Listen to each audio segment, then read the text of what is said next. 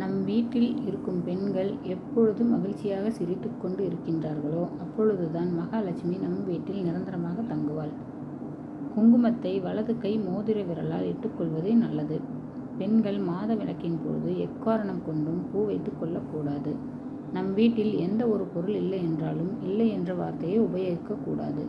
இந்த பொருள் குறைவாக உள்ளது, வாங்க வேண்டும் என்றுதான் கூற வேண்டும்.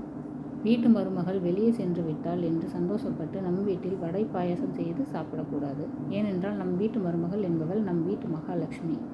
தலைமுடியின் முன் வகிட்டில் மகாலட்சுமி வாசம் செய்வதால் திருமணமான பெண்கள் முன் வகிட்டில் குங்குமம் வைத்துக் கொள்கின்றனர். வீட்டுக்கு வரும் சுமங்கலி பெண்களுக்கு குங்குமம் மஞ்சள் கிழங்கு கொடுப்பதால் பல ஜென்மங்களில் செய்த பாவங்கள் விலகி பாக்கியங்களும் பொருளும் சந்தோஷமும் பெருகும். பெண்கள் வளையல் அணியாமல் எதையும் பரிமாறக்கூடாது. அன்னம், உப்பு, நெய் இவைகளை கையால் பரிமாறக்கூடாது. கையால் பரிமாறப்பட்ட அன்னம், உப்பு, நெய் இவை மாமிசத்துக்கு சமம்.